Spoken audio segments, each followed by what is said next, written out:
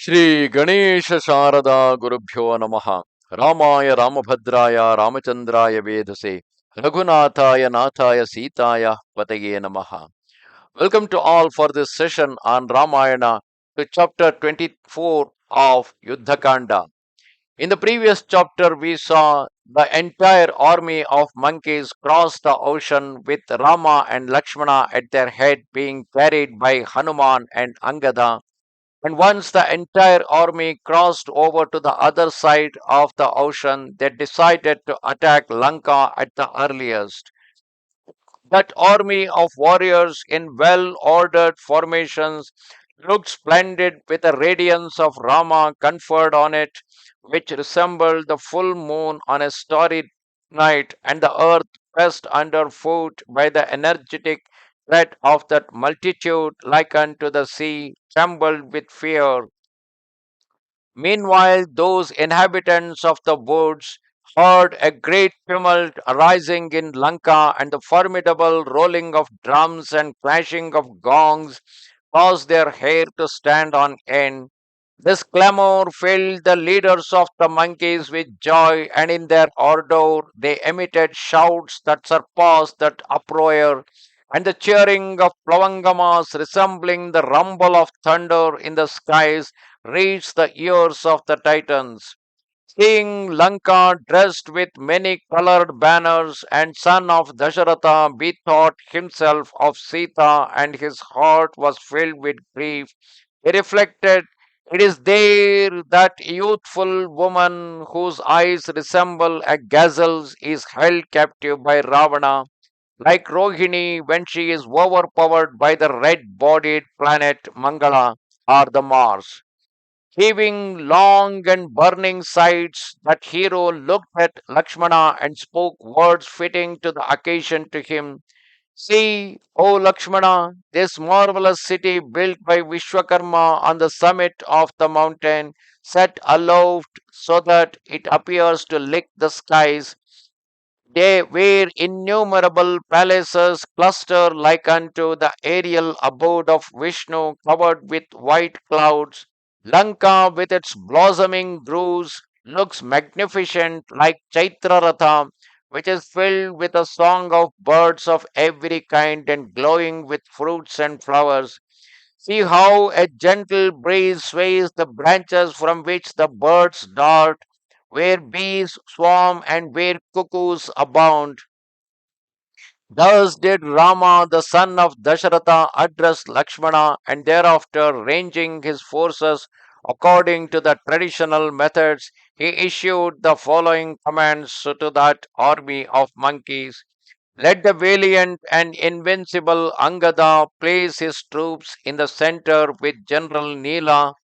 Surrounded by the Simeon battalions, Rishabha should establish himself on the right wing of the army, and he who resembles an elephant on Musta, the indomitable and courageous Gandhamadana, should place himself at the head of the left flank.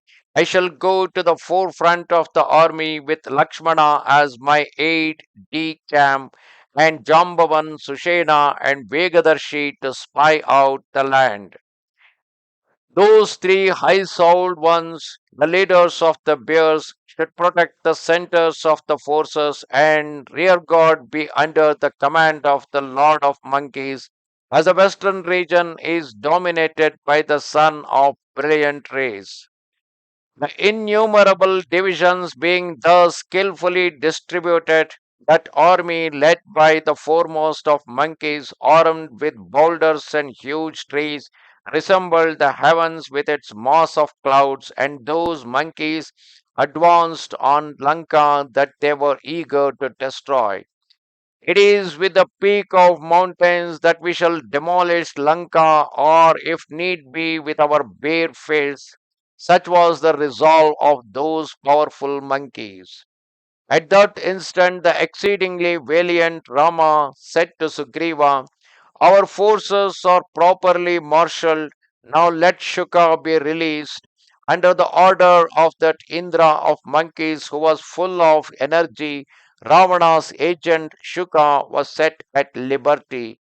Released on Rama's command and harassed by monkeys, Shuka, in a frenzy of terror, went to seek out the king of the Titans, whereupon Ravana, with a sneer, inquired of him, "What is the meaning of your fettered wings? Why are their flanks torn? Why are your flanks torn?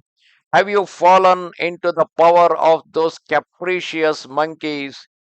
Thereupon Shuka, wrought up with fear, pressed by his exceedingly powerful sovereign, made this reply: "Repairing to the northern shore of the sea in order to deliver your message faithfully by employing gentle and soothing tones, those barbarous Plavangamas, barely having caught sight of me, hurled themselves upon me and began to beat and pound me with their fists. It was quite impossible to enter into any form of mediation with them or discuss anything. Those monkeys are ferocious and violent by nature. O Lord of the Titans, the slayer of Viradha, Kabandha, and Kara, Rama, however, who is accompanied by Sugriva is searching for Sita, having thrown a bridge over the sea and traversed the salty waves. That archer Raghava has come here and sets the Titans at nothing. The bears and monkeys, gathering in thousands of divisions equal to mountains or clouds, cover the earth. There is no more possibility of an alliance between the monkeys and the Titans than between the god and a demon. Before they reach the ramparts, decide quickly how you will act. Either restore Sita to Rama or enter into a conflict with them. Thus spoke Shuka, and Ravana, his eyes red with anger, looked at him as if he would consume him with his glance and said, "Even had I to enter into conflict with the Devas, Gandharvas, and Danavas, I would not restore Sita, were the whole earth to shake. When will my shafts fall on Raghava as the intoxicated bees fall on the blossoming trees in spring? When with my arrows shall I consume his body flowing with blood as flaming torches destroy an elephant? His forces will suffer eclipse before my powerful army as the brilliance of the stars at the rising of the sun.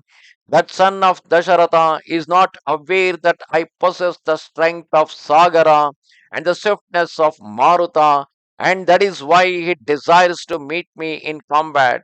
Rama has not yet seen the shafts resembling venomous serpents that repose in my quiver.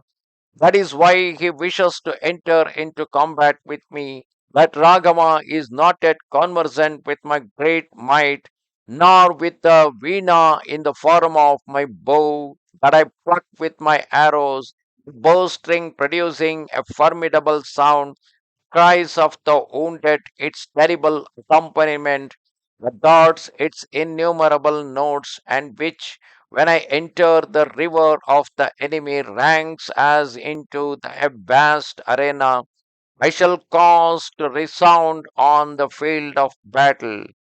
Neither the thousand-eyed Vasava Indra in person, nor Yama of fiery missiles, nor Vaishravana himself is able to overcome me in the battle. Thus come to the end, chapter 24 of Yuddha Kanda in Ramayana. Namaste Sharada Devi, Kashmira Puramasini, Swamaham Prarthaye Nityam, Vidya Danancha Dehime. Goodbye.